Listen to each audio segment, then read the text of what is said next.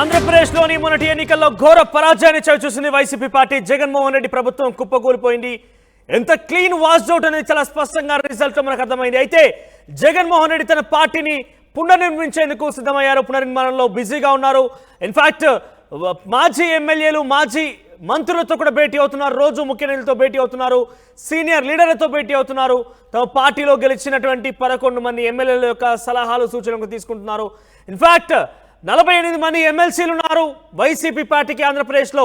అయితే ప్రతి నిర్ణయంలో కూడా ఈ వీరి యొక్క ప్రాముఖ్యత ఉంటుంది. వీరికి సంబంధించి అంగీకారం కూడా తప్పకుండా తెలియజేయాల్సిందే.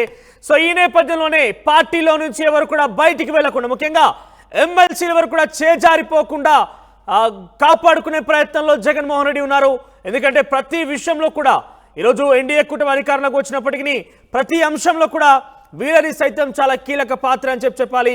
అది చట్టాల రూపకల్పనలో కావచ్చు, కొన్ని చట్టాల విషయంలో రద్దు అనే అంశాల్లో కావచ్చు, ప్రతి దాంట్లో కూడా ఎమ్మెల్సీల ప్రాముఖ్యత కూడా ఉంటుంది. ఎమ్మెల్సీల యొక్క పనితీరు కూడా తప్పనిసరిగా అవసరం ఉంటుంది. సో ఈ నేపథ్యంలోనే వారిని చేజారిపోకుండా కాపాడుకునే ప్రయత్నంలో జగన్మోహన్ రెడ్డి ఉన్నారు. వైసీని పునర్నిర్మాణాన్ని జగన్మోహన్ రెడ్డి తలకెత్తుకున్నారు. ఒకసారి మాట్లాడే అంశానికి సంబంధించి మా ప్రతినిధి రాజేష్ లైవ్ ద్వారా జాయిన్ అవుతున్నారు. ఎస్ రాజేష్, ఘోర పరాజయాన్ని చవిచూసిన వైసీపీ పార్టీ పునర్నిర్మాణంలో పడిపోయింది. సో ఎటువంటి ఆలోచనలు చేస్తోంది? తిరిగి పార్టీని పూర్వవైపును తీసుకోవడం కోసం కావచ్చు, పార్టీలో నాయకుల్ని కాపాడుకోవడం కోసం కావచ్చు, జగన్మోహన్ రెడ్డి ఎటువంటి వ్యూహాలు రచిస్తున్నారు? ఓటమి తర్వాత దాని విశ్లేషణ చేసుకుంటూనే పార్టీ నేతలు, మాజీ ఎమ్మెల్యేలు, ఓడిపోయిన ఎమ్మెల్యేలు, మంత్రులందరితో కూడా జగన్ వరుసగా సమావేశం నిర్వహిస్తున్నారు. 5 ఏళ్ల కాలంలో చాలా మంచి చేశాం, ప్రజలు ఎందుకు తిరిపిచ్చారో తెలియట్లేదు, కానీ ప్రజలకి అండగా ఉండాల్సిన అవసరం ఉంది, పార్టీని బలోపేతం చేసుకుని 2029 ఎన్నికలకి సిద్ధం కావాలని నేతలకి, మాజీ మంత్రులకి, ఎమ్మెల్యేలకి జగన్ ఒకవైపు చెప్తున్నారు. ప్రతిరోజు ఆ పార్టీ తాడేపల్లిలోని ఆయన నివాసానికి, పార్టీ కార్యాలయానికి వస్తూ ఉన్నారు. వచ్చిన నేతలందరితో కూడా జగన్ మాట్లాడుతున్నారు. మాట్లాడి అక్కడ ఓటమికి గల కారణాలు, ఆయా నియోజకవర్గాల్లో, జిల్లాల్లో దారితీసిన పరిస్థితులన్నిటి కూడా అడిగి తెలుసుకుంటున్నారు. ఎవరు ఐదారిపడవద్దు, కార్యకర్తలకి అండగా ఉండాలి, పార్టీని మనకి దాదాపు 40% ఓటు షేర్ వచ్చి దాదాపు 1,20,00,000 మంది ఓట్లు వేశారు. అది ఖచ్చితంగా ఒక బలమైన సంకేతం. క్యాడర్ని ఇప్పుడు ఈ దశలో కాపాడుకోవాల్సిన అవసరం ఉంది. ఒకవేళ తెలుగుదేశం ఏదైనా దాడులు చేసినా వాటి విషయంలో కార్యకర్తలకు అండగా ఉండాలని చెబుతూ ఆ పార్టీ నేతలకి ధైర్యాన్ని అయితే జగన్మోహన్ రెడ్డి ఇస్తున్నారు. ఈ నేపథ్యంలోనే 48 మంది ఎమ్మెల్సీతో ఈ రోజు జగన్ తాడేపల్లిలో సమావేశం కాబోతున్నారు. ఈ సమావేశానికి ప్రాధాన్యత కలగడానికి ముఖ్య కారణం ఏంటంటే ఎమ్మెల్సీలు కూడా ఆ పార్టీ ఫిరాయించే అవకాశం ఉందని ఒక ప్రచారం జరుగుతున్న నేపథ్యంలో జగన్ ఎమ్మెల్సీలు అందరితో ఈ రోజు సమావేశం కాబోతున్నారు. శాసన మండలిలో అత్యధిక ఎమ్మెల్యేలు కలిగిన పార్టీగా వైసీపీ ఉంది.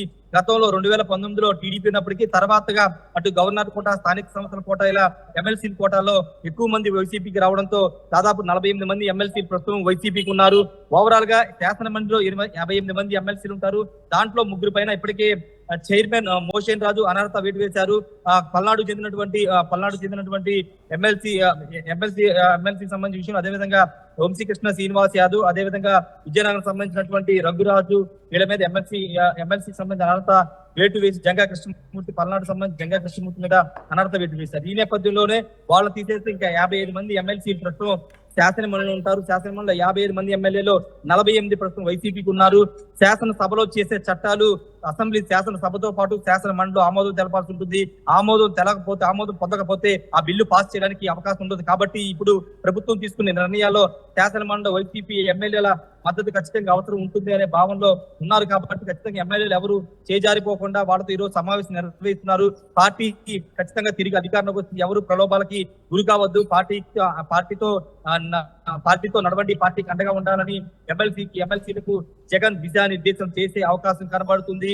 ఇప్పటికే టీడీపీకి ఒక టీచర్, 2 గ్రాడ్యుయేట్ ఎమ్మెల్సీలు ఉన్నారు. ఎమ్మెల్సీ అశోక్ బాబు కూడా శాసనమండలి ఉన్నప్పటికీ బిల్లులు పాస్ కానీ ఏదైనా కొత్త చట్టాలు తీసుకురావాలన్నా, చట్టాలు రద్దు చేయాలన్నా పూర్తిగా శాసన మండలిలో అది పాస్ అయితేనే దానికి ఆమోద ముద్ర పడే అవకాశం ఉంది. కాబట్టి ఇప్పుడు శాసన మండలి అనేది అత్యంత కీలకంగా మారుతుంది. బిల్లుల విషయంలో లేదా చట్టాల రూపకల్పన విషయంలో శాసన మండలి కీలకంగా మారుతుంది. కాబట్టి ఆ శాసన మండలి సభ్యుల విషయంలో జగన్ చాలా కీలకంగా వ్యవహరిస్తున్నారు. అందుకే ఈ రోజు 48 మంది ఎమ్మెల్సీలతో సమావేశం నిర్వహిస్తున్న సిచ్యువేషన్ అయితే ఉంది. వాళ్ళకి కీలక ఆదేశాలు కూడా ఇచ్చే అవకాశం కనబడుతుంది. ఒకవేళ ఎవరైనా పార్టీ ఫిరాయింపులు ఎవరైనా పాల్పడితే వాళ్ళ మీద కూడా యాక్షన్ ఉండే అవకాశం అయితే ఖచ్చితంగా కనబడుతుంది. ఏదేమైనప్పటికీ పార్టీ పునర్నిర్మాణంపై జగన్ ఫోకస్ పెట్టారు. ఎన్నికల కౌంటింగ్ అంటే ఎన్నికల ఘోర పరాభవం పొందిన తర్వాత వెంటనే తేరుకుని పార్టీ పునర్నిర్మాణం పైన ఆయన ఫోకస్ పెట్టారు. ఒకవైపు ఎమ్మెల్యేలు, మాజీ మంత్రులు పార్టీ నేతలతో సమావేశం పెట్టుకుంటూనే ఎమ్మెల్సీలతో కూడా ఈరోజు సమావేశం కాబోతున్నారు. ఈ ఎమ్మెల్సీలంతా కూడా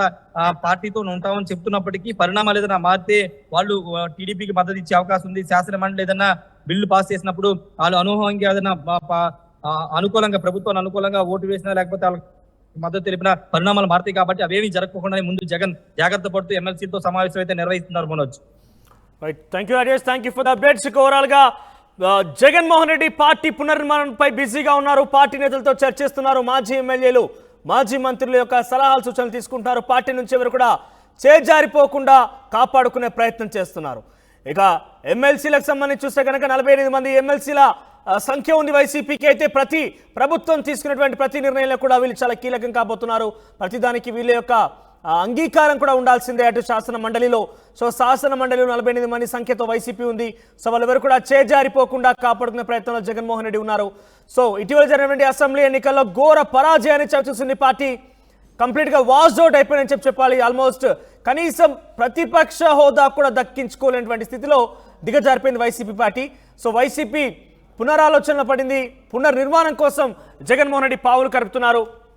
చూద్దాం మరి ఏ మేరకి పునర్నిర్మాణంలో సక్సెస్ అవుతారు, పార్టీ నాయకుల్ని కాపాడుకునే ప్రయత్నం చేస్తారో చూడాల్సిన అవసరం అయితే ఉంది.